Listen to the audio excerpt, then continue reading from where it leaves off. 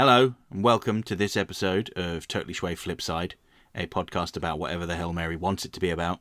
My name's Luke. And I'm Mary. And I'm doing the introduction this time because I haven't done it for ages, so it's fine. Anyway, if you've been following along with the podcast, we are working our way through every episode of the new Batman cartoon, Batman Caped Crusader. Which is amazing. Yeah, if you couldn't tell, we actually liked it. Otherwise, why else would we upend our lives to knock out 10 podcast episodes all going live on the same day? We'd have to be insane to want to do that if we didn't like it. But yeah, we think it's a great show. We're really enjoying it. And we are now on to the 8th episode, which is the episode that introduces us to Nocturna, or Natalia Knight, as she is also known. So, yeah. Mary, let's talk about the key talking points from this episode. What's the first thing that comes to your mind when we discuss this episode? Nocturna is a brat. Yes, she really is. She's part of the carnival. She's like part of the sideshow, I suppose. What once might have been called the freak show. Ugh. Very unpleasant terminology. Yeah. Fortunately, the show doesn't really like paint the sideshow people as being unpleasant. If anything, they are protective. They're very protective and very decent. They have their own justice, which kind of goes a little bit wrong, but they're not portrayed as the bad guys in any way.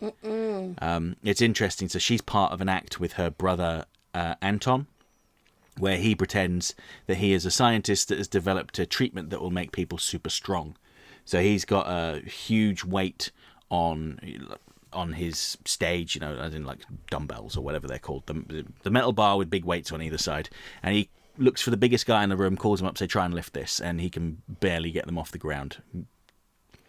And then he goes, I need a volunteer from the audience, and he picks his sister, obviously. Puts her through his supposed treatment, and then she's able to lift the dumbbells above her head with ease. Now, obviously, it's a plant. She is a plant, I should say. And it's there to trick people, or at least entertain them as part of the show. Haley Joel Osment plays Anton, which surprised me. I didn't recognise his voice, but then I only really know him as the I See Dead People kid. We love Haley Joel Osment. Yeah, he's very good in this. He's very sympathetic, whereas Nocturna, as you said, she is a brat. She is unlikable. She is actually quite a monster, because the episode opens with her luring some orphan children, or at least one of them, to the carnival before it opens. And why don't you tell us a little bit about these children, Mary? What's distinctive about them? So, why don't you say what their names are? Dickie. Jace. Steffi. Yeah, with glasses and red hair. That's Carrie. Oh, sorry, Carrie's glasses with red hair. Steffi's the little blonde one. And, as I just said, Carrie. Tweet, tweet, tweet, tweet, tweet, tweet, tweet, tweet, tweet. They sound a little bit like Robins of days past. Or days future. Yeah. And the implication from this is that the Graysons have already been murdered. Jason Todd's parents have been killed. Stephanie Brown's been abandoned by her father, the Clue Master, and as is Carrie, because they're all in an orphanage, and Batman was not involved in their origin, so to speak. Or at least, I say Batman's not involved, but Bruce Wayne is, because Bruce Wayne funds the orphanage that they all live in, and it's ran by Leslie Tompkins. Yes, so I think there will be some people that will get mad about this. They'll be like, why can't you just have this episode end with Batman adopting them and making them his sidekicks? Because that's not what they're doing with this show. We're not there yet, and we don't know if we will be. I hope we never get there, frankly. Oh, I hope. But I hope they're a little bit older. Well, yeah, because they are quite young, aren't they? They're very small children. Now, Natalia she's got to be, a teenager, maybe, like 14, 15, maybe at a push. Natalia Knight in the comics, she was like a fully grown adult with like vampiric qualities that was seducing Batman. Oh, no. Yeah. Oh. Whereas, Batman has very little interest in adults. She just wants to drain the life out of children, presumably because they're easy for her to overpower and they're smaller and it's easier to hide their bodies. You may notice I'm doing a lot of the talking here, and it's because, Mary... It's not one of my favorite episodes. She doesn't like the supernatural episodes. Which is weird because I quite like sci-fi and like supernatural things in terms of like movies and whatnot. But I just didn't... I think it's because Nocturna is just a big brat. Yeah. And I grew up with people like that. And it kind of brings me back to a time that I don't want to think about. Yeah. Well, she's deeply unpleasant. So Anton tells her that, you know, their agreement was that when they come to a new town, she can drain the life out of one child. Mm-hmm. But she's become greedy. She drains the life out of 3 of them and attempts a 4th. Mm-hmm. And when Anton tries to stop her, she shoves him back with her full force, and his back hits like a bookcase. Yeah. And there's an unpleasant cracking sound. Oh. And the bookcase falls on top of him, and his last words to her are, "I can't feel my legs." And, you know, she basically says to him, "It's your fault because you don't love me. You didn't support me. This is why this has happened to you." And she leaves him. Mm-hmm. And he dies. Yeah. Yeah, she's inadvertently killed him. Now, Batman's able to find him, and he explains what's going on with Nocturna, that she has a condition. Mm-hmm. Basically, she's a vampire. She sucks the energy out of people. And exposure to sunlight will kill her. And so Batman rounds up the victims, which are Dickie, Jace, and Steffi, who are not dead. But Nocturna says that she will make them disappear to avoid the investigation of the police. Because when 3 kids go missing at a carnival, the police turn up and they say, "Right, no one's leaving until we find these kids." Mm-hmm. And if they wake up and recover and tell them what's happened, that's it. Natalia's she's going to jail. So she immediately jumps to, let's just murder them. That'll be fine. And her brother would not play along with that. Yeah. Now he's also to blame because he encourages her behaviour. You know, he allows her to have, you know, 1 child, and when she has a second one, he's like, "Oh, well, there better not be any more."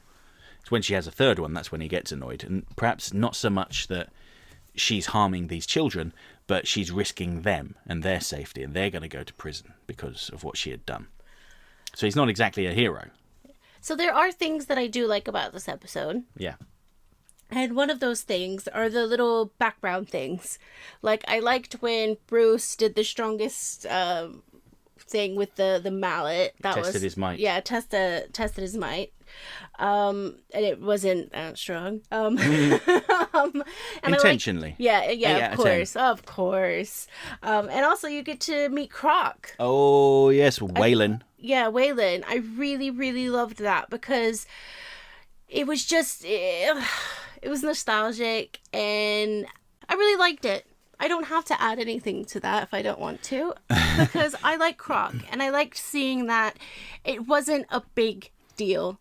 And that's so nice sometimes, just to see background things, like what they do in some of the episodes with the, like the newspapers and stuff like that. You get characters, but they don't make a big deal about it. Yeah, well, it's like Deadshot and who was the other one? King Tut. And Scarecrow. Yeah, Scarecrow, Dr. Jonathan Crane. We forgot to mention that in the Harley Quinn episode. She mentioned that Dr. Jonathan Crane was her mentor. And in that aforementioned newspaper, you see a book written by Jonathan Crane, #1 bestseller. It's something like How to Stop Worrying and Influence People.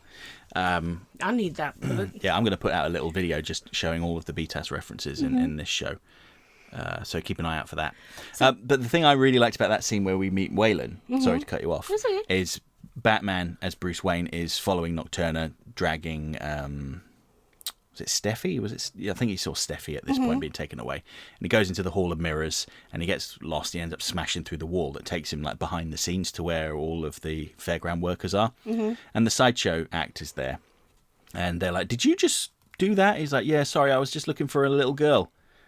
So, "Have you seen these 2 little girls I was following?" And they're like, "What the hell does a guy like you want 2 little girls for, you creep?" Yeah. And then they beat him up. Go, "Waylon, stop him!" And then out comes Croc, and he like beats him up, and he gets punched out by the bearded lady, and then thrown in the waste pit. So that was kind of funny. But then one of the key things I think that happens with Batman here is we get an example of how compassionate he can be. So Natalia is obviously an unrepentant monster. And she takes delight in deceiving these children, luring them away and sucking the life out of them. Her next target is Carrie, that we mentioned. Carrie's got a little slingshot. Ooh, Carrie's gonna carry. Yeah, now obviously this is Carrie Kelly from The Dark Knight Returns, the first girl, Robin. Say what? Yeah, I know. And Carrie is actually able to fight her off a little bit. And when Batman turns up, he turns up because Natalia starts chasing Carrie and she knocks over a tree. She's that powerful. And Batman sees the tree fall in the woods and he goes after her. And then she decides she wants to drain Batman's life. And Batman also tells her that her brother Anton is dead. And that she had killed him. And that seems to be the thing that gets through to her. Because, you know, when Batman says, you know, what about Anton, something like that, she says, my brother's going to forgive me. He'll get over it. He always does. He said, well, he can't. He's dead. Yeah. And as the sun is coming up, Natalia tries to kill herself by by the sunlight. Yeah, by the sunlight. And she starts to burst into flames. And we get a very brief glimpse here of Batman's compassion because he takes his cape and puts it around her. Yeah, he stops her from harming herself. Carrie says, you should let her burn. He's like, no. Like I said, Carrie's going to carry. Yeah. Yes. But then Batman takes her away to get treatment and she's put in like the specialist ward of the hospital. Yeah. And there's a very sweet end segment with the 4 children in the hospital and Carrie's like, I help Batman. Do. And the other smaller children are all really excited that, you know, she knows Batman and that Batman helped them. So that was a very brief glimpse of more positive behaviour from Batman. It was touching. Yeah, touching, because there were concerns about this show being too grim and dark and unfeeling and unpleasant, and it's not at all. And this episode is a great example of it. Now, obviously, horrible things happen, like the kids getting their life essence drained out of them, although they do recover, and Anton being murdered unintentionally. He does not recover. No, he does not recover. That's generally how murder works. Yeah. I'm gonna kill you dead. And yeah, despite the unpleasant topic, it's still a good example of Batman's humanity that's growing. And by the way, we need to talk about something very quickly. What book was Alfred reading in the car? Oh no, I don't remember. It was a book about the Grey Ghost. Oh yeah, I mentioned that, didn't I? Yeah, I think it was called Alias Grey Ghost or something like that. And oh, that was awesome. Like I said, like the background things in this show are just so like for a super fan or just like a passerby, you might know who Grey Ghost is. Yeah. And all the while, by the way, while all of this is happening, like this bratty girl ends up getting sympathetic Bruce Wayne or empathetic Bruce Wayne. All the while, Harvey is doing a dirty deal with Thorn. Yes. And we get a very important part of a storyline here, and that is Harvey wants to be good, but Harvey is not actually that good. Yes, so Harvey, he brings the carnival to Gotham as like a stunt to boost his approval ratings. Vote for me. And once again, one of his stunts gloriously backfires with all these children getting kidnapped. And it's funny you say that because he does do like a photo op with these orphan children. He's like, don't forget to tell everyone to vote Dent. But he does that. Yeah. But when the teacher, I believe, Leslie Tompkins, Yes, Leslie Tompkins, ask, oh, have you seen this kid? He kind of brushes it off. Yeah, because he's got to make his way to his meeting with Rupert Thorne. Yeah, and that shows a lot because a good guy would have been like, whoa, there's a kid missing. Let's get everybody looking for him. Yeah. He does do that after his meeting. He's like, sorry, I was distracted. Let's see if we can round up these kids. Because his assistant won't let the police come because he doesn't want the bad publicity. Yeah. Well, and then they mention that Bruce Wayne is also missing. And he's like, Bruce is missing? Oh, my God. Yeah, money's missing. What? But it's funny you speak of money, though, because that's his meeting with Rupert Thorne, isn't it? Because Thorne wants him to basically launder money. Because, putting it through his He's just gonna thing. he's just gonna pretend that it was raised through the fundraising event at the carnival, but it's really Rupert Thorne's just handed him a briefcase loaded with cash. And Thorne obviously wants something, and if you fast forward a little bit, Well, why don't we say what he wants? yeah, you know, All right. Well, he wants Dent to throw out a case the next day that he's working on, which is a fraud case where someone had defrauded, he says, half of Gotham of their life savings. Now, he's connected to Thorne, so Thorne is involved in this scam that's keeping the people of Gotham poor. For all we know, that money he's handed over to Dent came directly from the people that were being scammed. And he says, just tell the judge that the police lost some of the evidence. That's probably going to happen anyway. And Thorne makes the point that if you don't do this, then I will take the money away and I'll just talk to Mayor Jessup and he'll make it happen, because Mayor Jessup controls the police. So Dent takes the money begrudgingly. And this is the point where his morals are corrupted. He has agreed to do something against his better judgment, something that repulses him, something that is actually corrupt and illegal. And, you know, he says that the reason why he wanted to become mayor was to stop things like this from happening. And Thorne says to him, well, if you don't do this, then you will never become mayor and you'll have no chance and it'll all continue regardless. So you may as well just take the money. And then at the court hearing, he changes his mind. Harvey changes his mind, and he's like, yo, Yeah. not gonna happen. I find this person guilty. No, he's not the judge, but you know what I mean. Like, we've got the evidence. Yeah, we want do. him put on remand, held up in prison. Yeah. And the judge is like, yeah, sure. And then it happens. Yes. I think one of the pivotal moments in this show, it's, you know what's gonna happen. Yeah, you course. know it. You're just waiting for it to happen, and it happens. The Harvey gets attacked moment. Yes. And when he becomes, it's the start of his becoming Two-Face, isn't it? Because he is, from Rupert Thorne's perspective, he's two-faced. Yeah, he said he would do one thing, he Yeah. does something else. And so he sends his man Tony Ziti, who I thought was going to be Tony Zuko, actually. But it's Tony Ziti. I think it's Tony Ziti. Someone will correct me if I've got the name wrong. And he throws a bottle of acid directly into Harvey Dent's face in the bathrooms of the courthouse, so there's no one else to see. And we get the final shot of the episode is from the first person perspective, so you see the acid coming at the screen, and then you see hands going over his face, and you just hear Diedrich Bader screaming. oh, we love Diedrich Bader. Yeah, he's very good as Harvey Dent. Yeah. His Two-Face is really quite something as well. But yeah, so that kind of leads us into the final 2 episodes where Two-Face comes about. Yeah. So the next episode. Oh, what would I have called this episode? Nighttime is the best time. Nocturna's inappropriate snacks. I killed my brother. He'll forgive me. Harvey's big day out. Oh my god, that's a great one. Oh, big night out. Oh yeah, big night out. Yeah, or Carrie. Or how to piss off 100 Robin fans. Yeah. Again, Carrie. Yeah.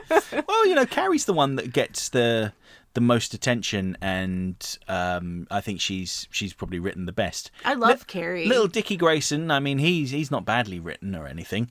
It's just he's the first victim, and then Jason goes to the carnival to try and find Dickie after he doesn't come home. Yeah. And Nocturna's like, oh yeah, I saw him earlier. He's in the trailer. Come with me and we'll go find him. Come with me. He might be in that back room. He opens the door and there's Dickie laying comatose on the floor, and then Natalia's like, time to eat.